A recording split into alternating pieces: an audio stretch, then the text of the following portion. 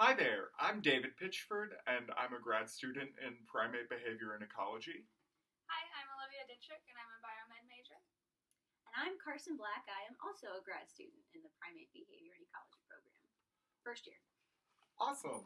So thank you for being here today, Hey. Carson.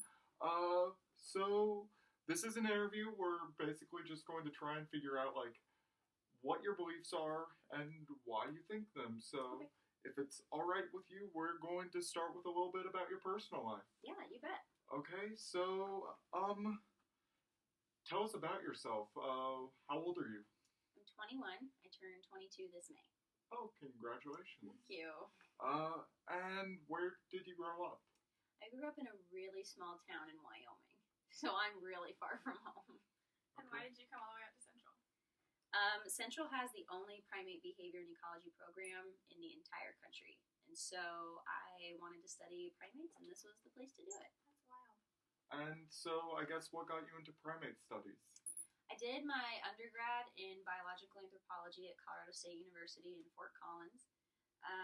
And from the beginning of my studies there, I think it was always going to be the primates for me. I did a lot of field work in paleontology and archaeology in Wyoming, but the primates were always where it was going to be for me. So I wanted to pursue it further. Okay, and I guess just going off that, what got you into anthropology in the first place? I mean, I get asked that a lot, and I never have a good answer because I originally was going to do psychology, with children, and I had done an internship my senior year of high school with the school psychologist in the district, and I loved it. I had a really good experience, but the closer it got to graduating high school and then starting college, I just wasn't feeling it, and so I kept coming back to the anthropology page. I didn't really know what it was or what you could do with it, but I was like, this looks good, so I declared anthropology on a whim, and I ended up really lucky because I really love what I do. That's So cool, awesome. yeah, Not everybody has. I know, especially that early on in Yeah. college. Some people that I was friends with, they have not decided, and Oh, they're yeah, still same. switching majors. We're, And supposed yeah. to be in our senior year. right, yep. Yeah. So okay, cool. So I guess what was it like growing up in Wyoming? As far as politics goes, I guess. Wyoming is a very conservative state. There's not a lot of people there. Yeah. So, my family is originally from the East Coast, particularly the Northern Virginia, D.C. area, and we're like little blue dots in a very red area. Your vote counts for more. Yeah, exactly. My vote here counts for way more than it ever did at home. But growing up, I would think I was pretty lucky. I had a really good childhood. My parents split up. They were separated when I was in 4th grade, and I think the divorce was finalized by the beginning of 5th grade. And there were some rough years.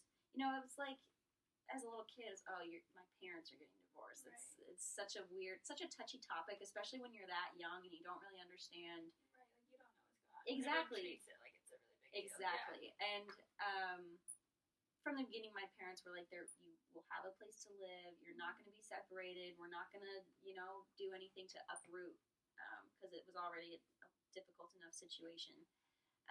But there were some rough years. My dad worked for the railroad, and so he was moved around a lot.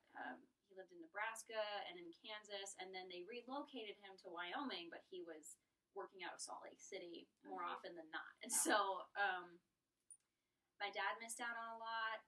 My mom was a single parent. She was working as a paraprofessional at the high school while also getting her degree.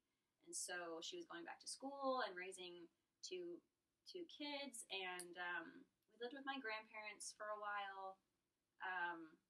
But the family dynamic really changed just within the past couple of years. Both of my parents are happily remarried. I have 5 sisters. So 3 of them are stepsisters and 2 of them are actually my siblings. But everyone gets along. The dynamic is really great.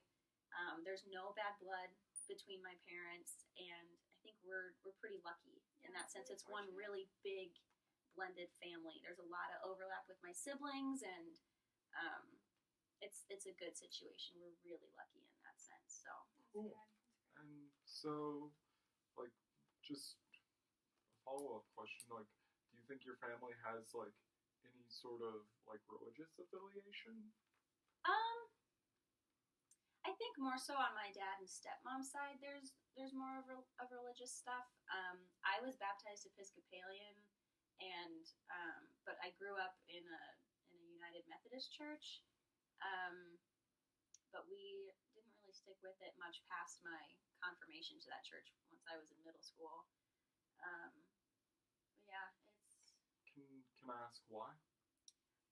my parents were splitting up, and I've always had a really difficult time with religion personally. It just there have been losses in my life where I really question, why would something like this ever happen? If there is a God, why does this happen? Kind of a thing. But my stepmom's family, I really admire them for this. They're really strong in their faith, especially her mom, my grandma on her side, and I admire that for sure. It's just not my preference, I guess. So I'm very deeply rooted in science, and so religion gets a little testy for me. Or murky, I guess, is a to our next topic. Oh, great. But yeah, I've never actually heard anyone say that they admire someone's faith, but that is not. Yeah. I've never heard that perspective, but it is. I don't know. That's a respectful way to put it. Well, thank you. So, I guess just, you say that you're more on the sciencey side of things. So, what is kind of science to you, or like, what's the draw of it? I love that through science, we're constantly having to rethink what we already know. It's changing all the time. I mean, my stepdad is a science teacher, and so we have a really cool relationship. And I just like, you're constantly relearning things and learning new things, and it's rooted in like test after test before anything becomes any sort of fact or published work. And there's so many different ways you can do science, so.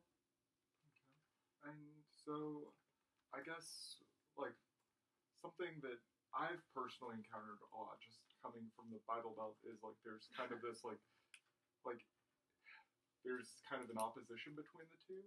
Like, you're situated very much in like evolutionary anthropology, which is unspoken of in Wyoming. Like, so I guess, like, how do you feel about that dichotomy? Like, do you feel that it's kind of like a strong thing? Does that dichotomy exist within your own family as well, or are they pretty chill with what you study and what you do? They're very into what I do, actually. They don't even, it's not even just them like tolerating it, being like, oh yeah, Carson does this. They're really into what I do. Especially my grandparents. It's really sweet. But I think there can definitely be some sort of coexistence between science and religion.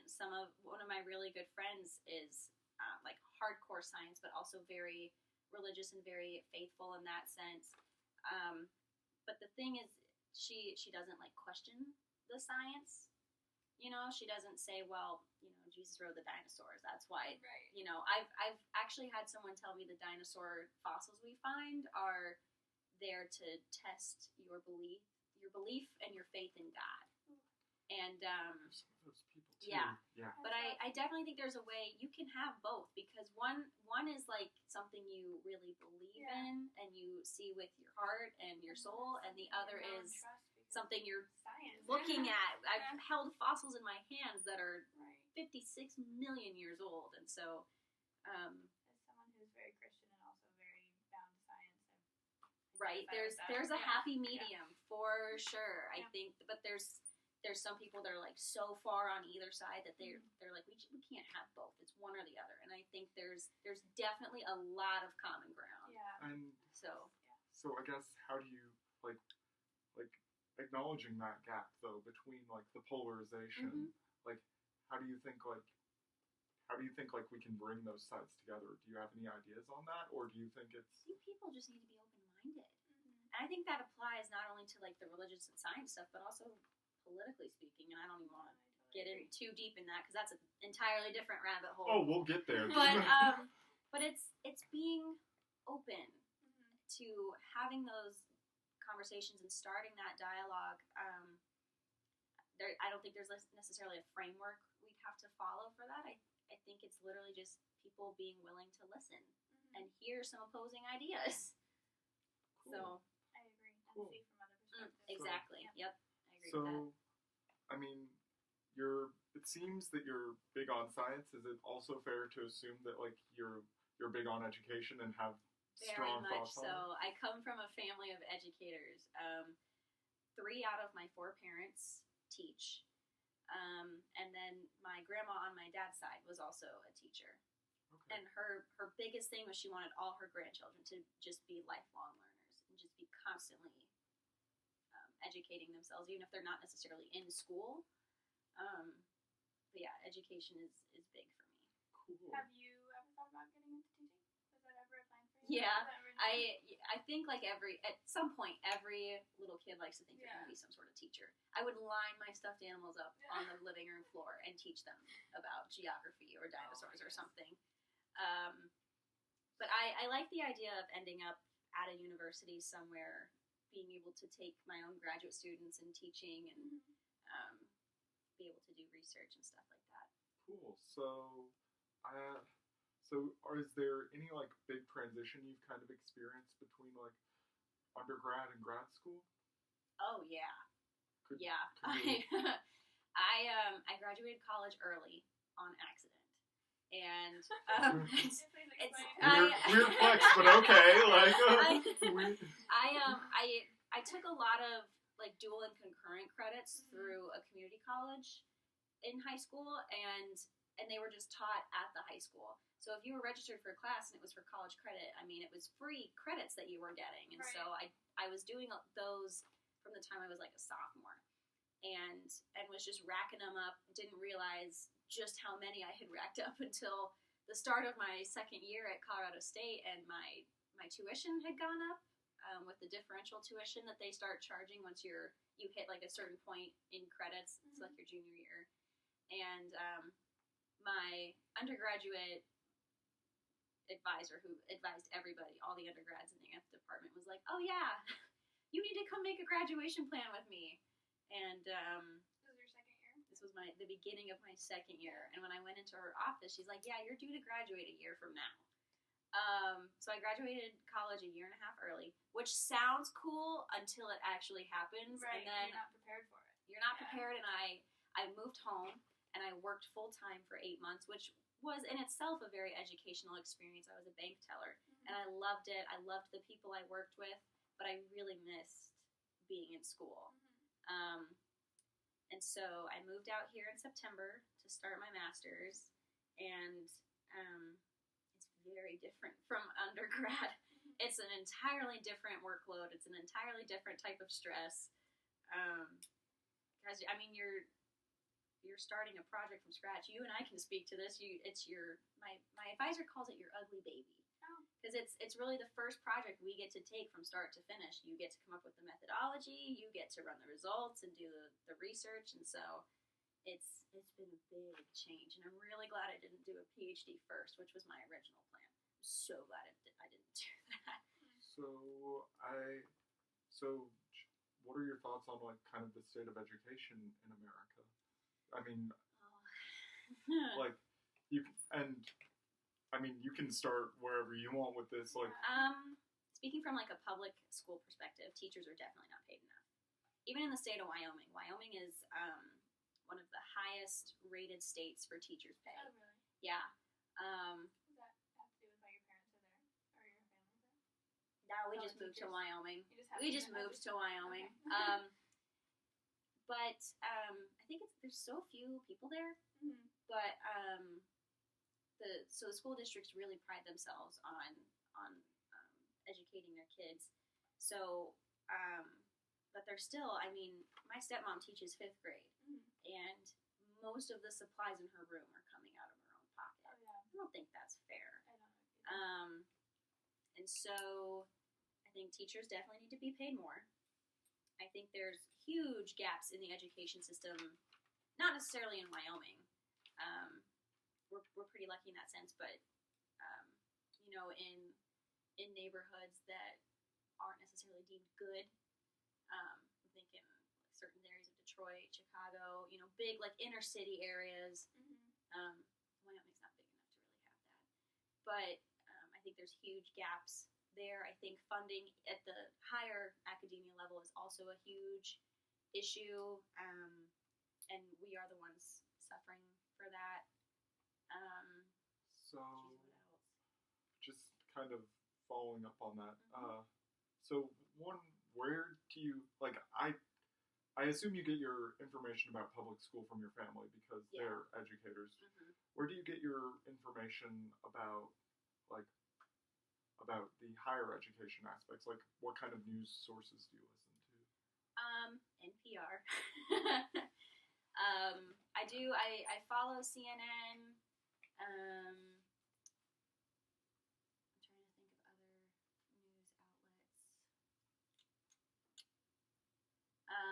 In terms of like our education here, I've been paying a lot of attention to what's going on like in the school newspaper and the grad student association as a whole.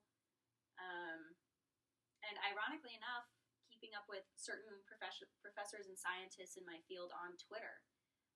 And they make stuff really apparent. The disparities in higher education are alarming, and I didn't even realize the capacity of it until I got into it and was like, oh yeah, there's some really unfair stuff going on in academia at the higher levels. Cool. So, do you have any particular thoughts on like how to kind of fix the funding issues or anything else? Like, or is that something you kind of just don't know enough about to? I think I probably can't speak to this, but like most anthropology departments, we always kind of get the short end of the stick in terms of funding. But I think there needs to be some sort of reevaluation about what is deemed like important in college. I mean, anthropology is huge in any aspect of any degree. And I knew a lot of people in my undergrad that were taking anthropology classes as part of like a required degree course. I really just can't speak to this. It's just some of the funding is so unfair and so outrageously lacking. It alarms me for programs across the country. But that's all I can really say without sounding way too biased.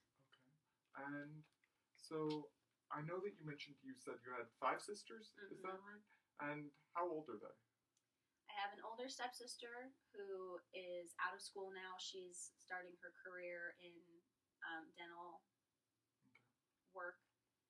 Not to cut you off, but are any of them still in the public school Oh yeah, system? all the little ones. Okay. 2 of them are 18 and graduating this year. The other is about to turn 16, and then the youngest is 5, and she starts kindergarten this year, this fall. Cool. So they're all in the public school system right now. So I guess the reason I'm asking about that is, like, there's been a lot going on in the media with, like, gun control and, like, or the lack thereof. And mass shootings and all of that stuff. So I guess I wanted to kind of use that as a segue to just, what are your thoughts kind of on just guns in general? I mean, you're from a state that's pretty pro-gun. Yeah, very much so. Wyoming is big. Second Amendment. I know a lot of people who hunt.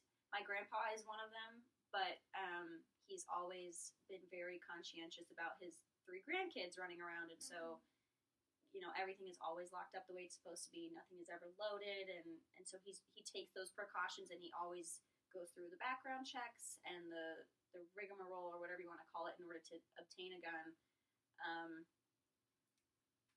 I can't speak too much on guns specifically because I don't know anything about them. I've never shot one.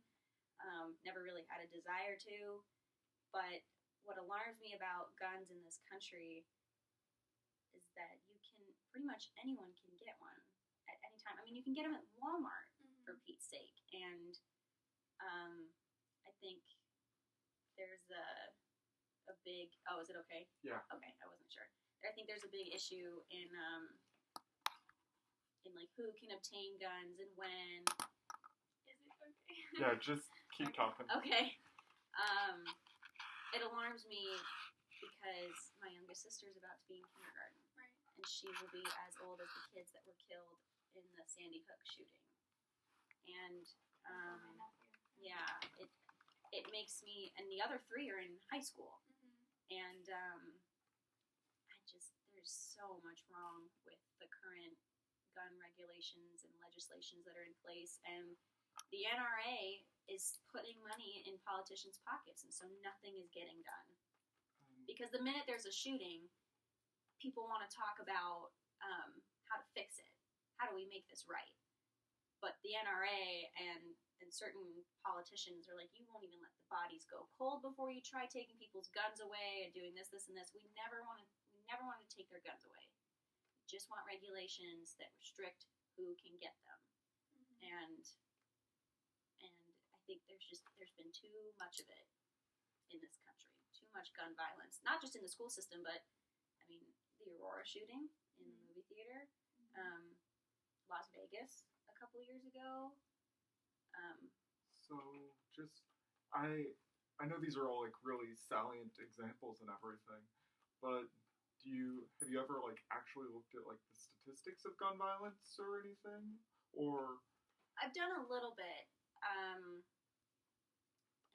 it's alarming in this country. And I'm not for, because I think it's Australia that like has a complete gun ban. I don't necessarily. A lot of people are like, oh, we should be like other countries. Right. I've seen a lot of that, and I think that's where things get really sticky. Yeah. Because those people are the ones screaming the loudest, get rid of the guns, get rid of them all, ban them all. And for people like my grandpa who use them safely, right, or my friends who use them to hunt every October, like that is, I guess, in a sense, like infringing on that Second Amendment right to bear arms.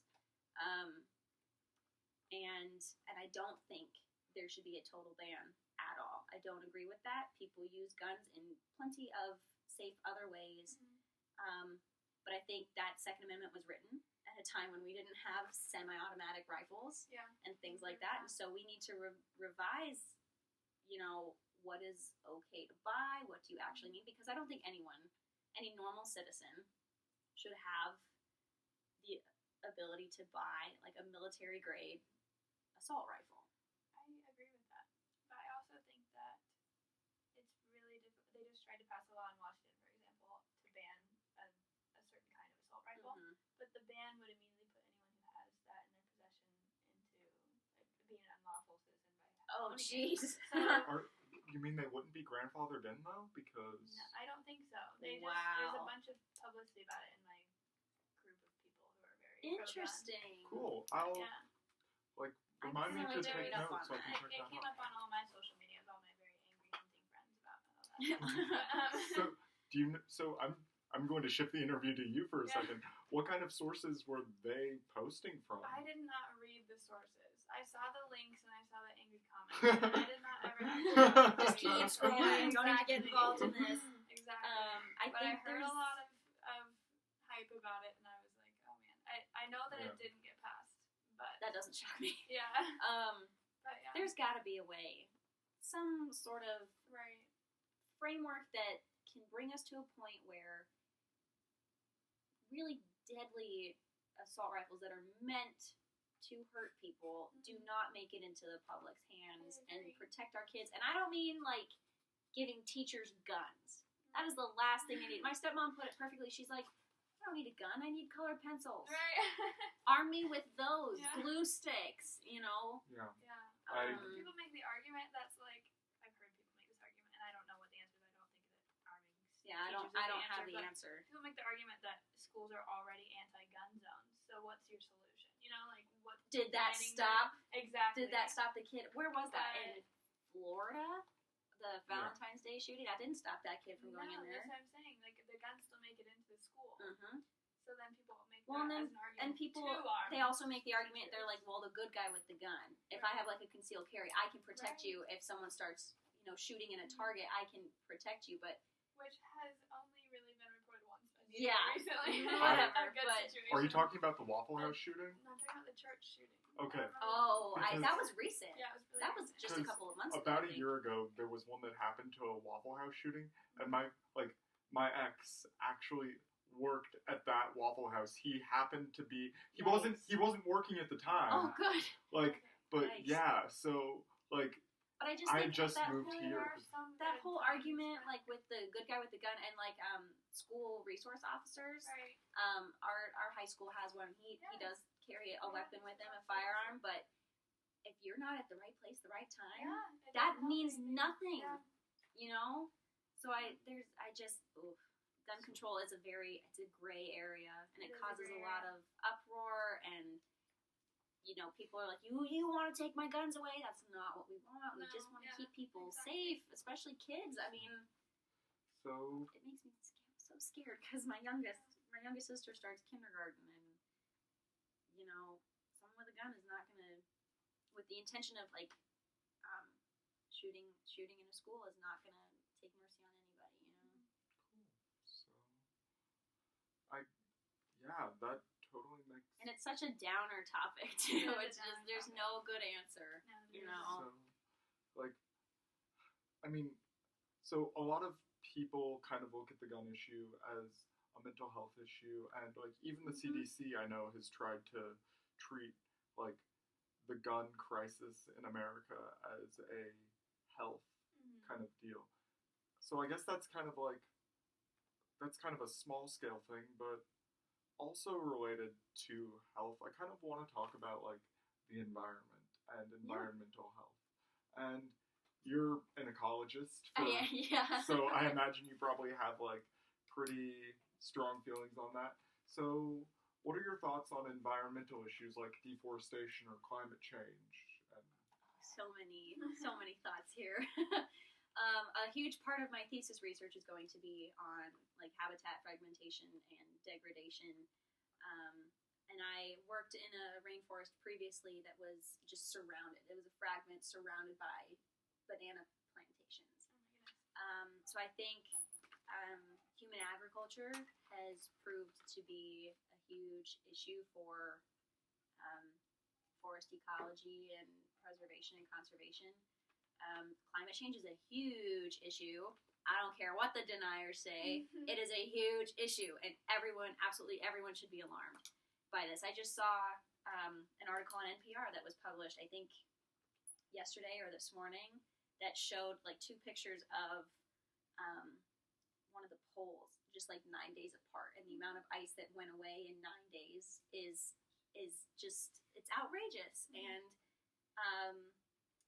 I think a huge shift in science work needs to be on finding cleaner energies and preserving what we can, and conservation education is huge, because if people don't know any better, they're just going to keep doing what they're doing, and they may not know what it's doing to the ozone layer or the Arctic or your own backyard. So environmental health is a huge issue, and we need to get going, because I immediately thought of that. Sorry to interrupt. no, you're good. I immediately thought of that thing we watched for Q's class with instead of threatening people with like, oh, climate change is happening and this bad stuff's happening to our planet, and we have to change now. We could be using like tactics like the hand cleaning thing. Remember the hand cleaning? Like they get rewarded mentally. Yeah. By showing how many other people are washing your hands. So you try to improve the status of like the workplace. Interesting. Like instead of, I don't know, that's So- just an idea. Yeah, some sort of Like- conservation education where you Where can. you're getting like encouraged to do Right. things rather than you have to do this or Mhm, bad shit's gonna happen. Excuse me, bad things are gonna happen. right. Like I agree, and I think people also get a little kind of overwhelmed when you're just throwing science at Oh, them. yeah. When you're throwing Well, I out mean, numbers I'm and just being like, thinking of like in high school when we got like the marijuana talk and how helpful that was to everyone. Like nobody took that seriously. So why would No. anyone sit and listen to someone talk about the environment and when they don't think that's the case? right? So can I ask a question? Yeah. Like, so I totally agree that education is key to like dealing Very with much environmental issues. However, like I personally also know that like some people that don't believe in climate change Yeah. because of like religious Yeah. reasons. Like Oh yeah. like Yeah. for example, I've got a friend. Her name is Haley. Hi Haley, if you're watching this. Way to throw her under the bus, David. I mean, yeah.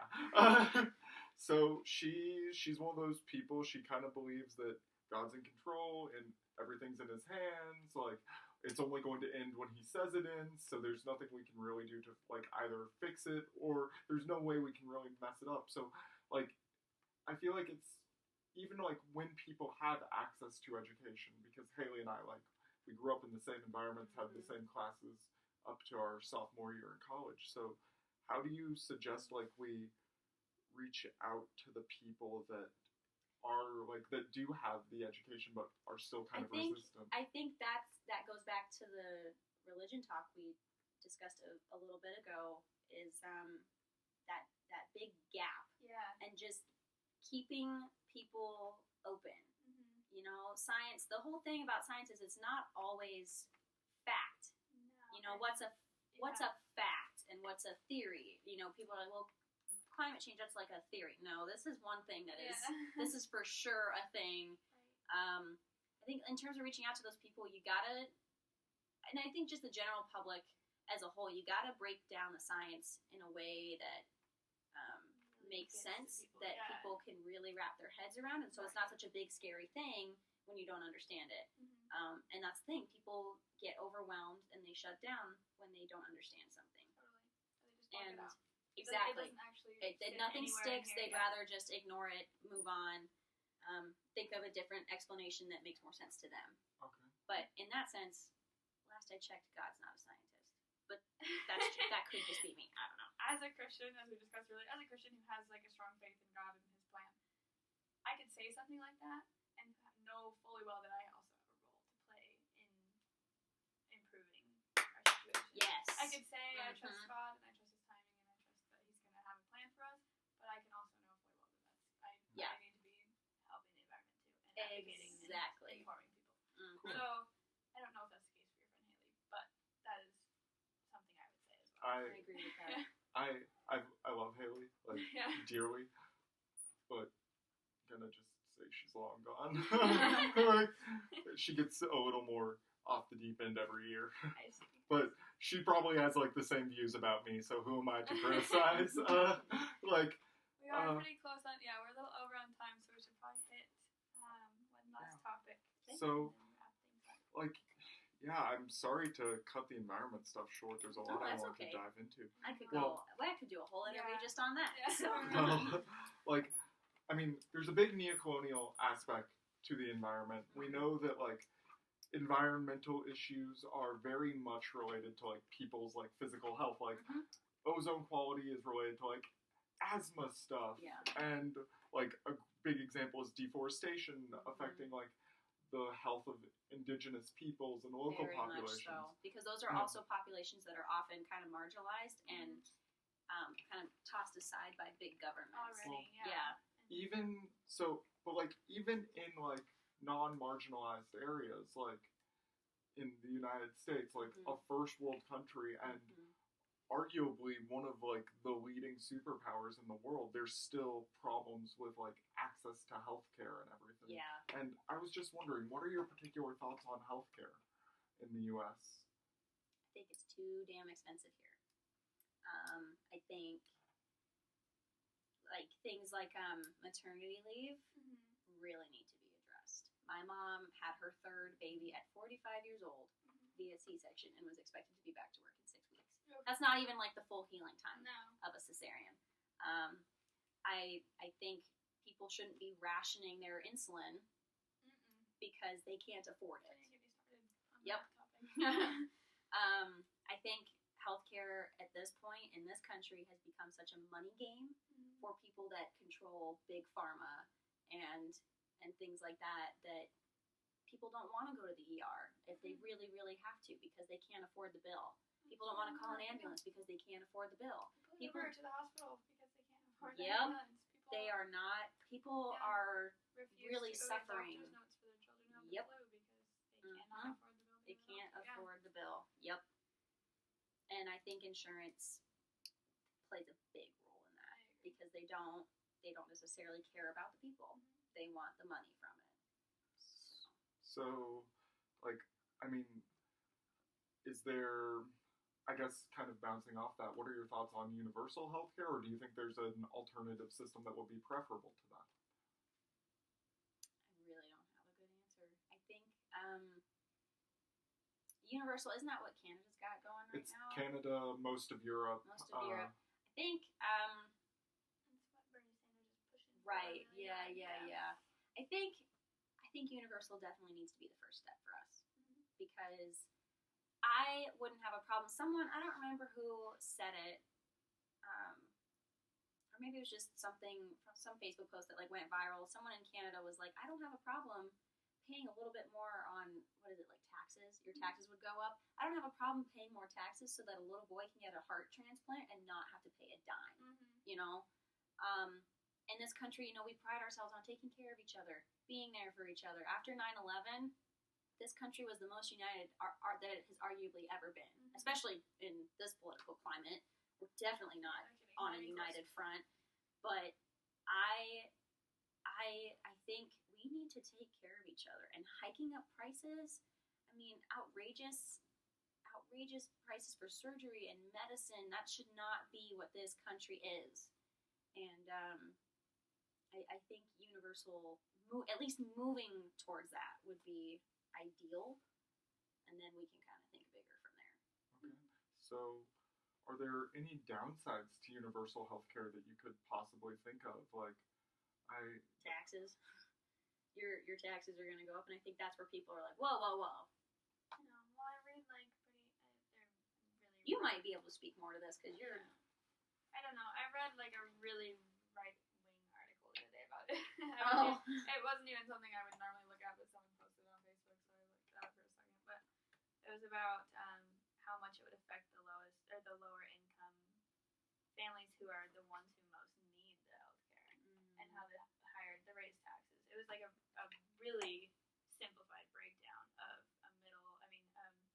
a low income family working full time on minimum wage, and exactly how much the taxes would affect them, and it was like it would have probably devastated their families. So was that I don't looking know. at like a progressive tax plan where like people are like, if you make less, you get taxed less, or? I don't even know if it was correct. I feel like I'm definitely not in politics enough. It was like targeted towards Bernie Sanders, what he projects and what he's pushing for. Yeah.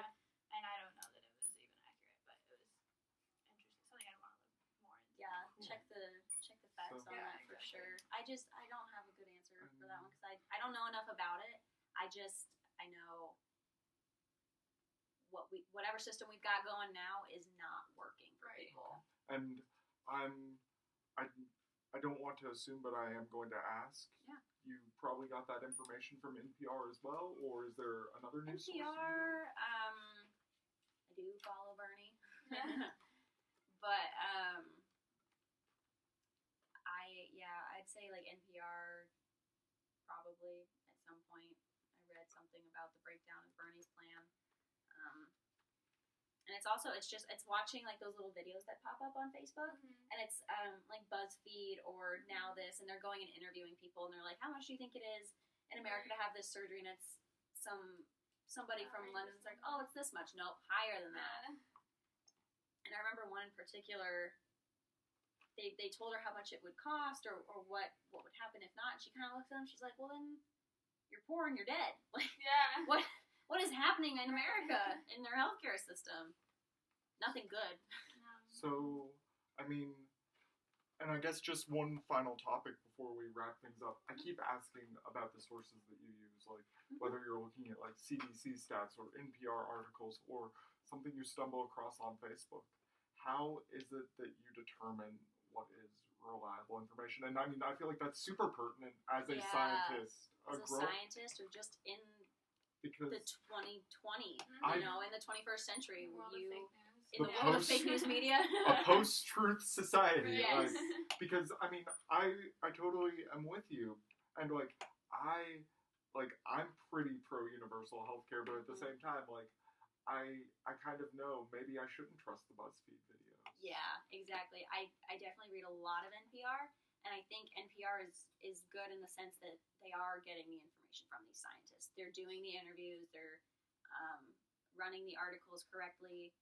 And I think NPR, for the most part, takes a pretty middle ground Yeah, I stance. forget where it fell on our bias. It was chart. like- Was it in the middle? It was almost in the middle, Almost just dead center, yeah. I definitely think it America. probably leans a little left, but they're very central, I think, to like a total kind of all-encompassing Yeah, thing. they really cover it. They really cover everything, and they try to take it from a very non-biased standpoint.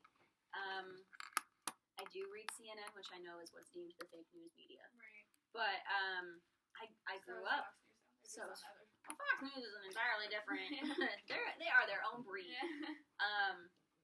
But I think in terms of like determining what's correct, what is factual, I do a lot of my own fact checks.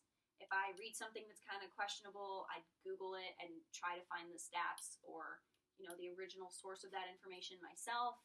It's just that extra bit of digging to figure out, and I tend to do that before I share anything on any social media because I want to have the facts. I want to make sure I'm not sharing something that is incorrect, Right. even if it's just one little blurb that's like Well, not 'cause anyone will scientifically pick it apart, accurate. too, if it's Exactly. whatever is not. So I think it's a lot of just doing your own research and really thinking for yourself. And I think that's one of the number one issues in this country is people are just believing what they're reading, what they're seeing, and not even really processing anything else. Yeah. So And- it's doing that on your own research and thinking for yourself. I guess just one final question Yeah. because I've gotta pick apart that last statement. Absolutely. Sorry. No, So- it's okay. Like, I imagine that everyone probably thinks that they think for themselves. Yeah, Like, Oh, yeah. how for sure. how can you know that you're actually thinking for yourself, or like how do we encourage that? I guess. How do we encourage it? Right. I think it's just it's all in the fact checking. And I know I think Facebook was gonna try and phase in some sort of Yeah. fact checking I don't know how much I or trust get that, rid but of yeah. the trolling or whatever and the fake news and what's deemed propaganda or not real. Yeah. I don't know how effective that's been, especially because Facebook is in the hot seat about that.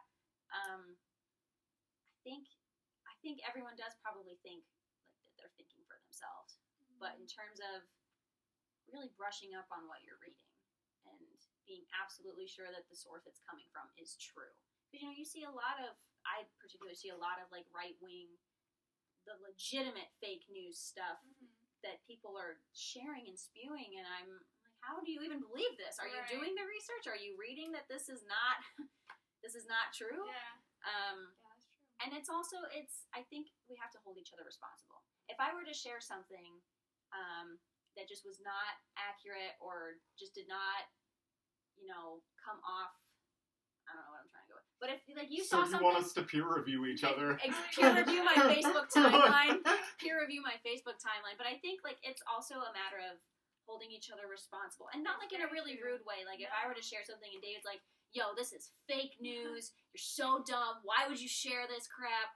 It's more like, "Hey, I found this other source that They maybe contradict your suggests information. this. Yeah. Could we have a dialogue about it?" My uncle and I do that to each other all the time on Facebook. He has pretty similar views to me, but very slightly differing in different things. So Mhm. if I post anything, he's like, "Hey, well, look at this too," and then Right. I'm like, "Hey, look at this too." Or And that goes just right back to educating people on the being bias open that exists. and Yeah. keeping an open mind Some and people being don't willing even to know. okay, yeah, I recognize these stats. Mhm. Maybe I was incorrect in sharing this. Awesome. Well, thank you. And You bet. We're I'm happy about to be here. 15 minutes over time. Sorry. No, I Hope think that it's doesn't great. cost you guys a grade or I anything. I honestly think it's probably better to go over time and have some good quality conversations than it is to shoot under. I hope it's okay with you, Dr. Q. But once again, thank you for your time, Carson. Yeah, I'm We happy to help you appreciate it. guys anytime. And you have a wonderful day. Thanks, you guys too.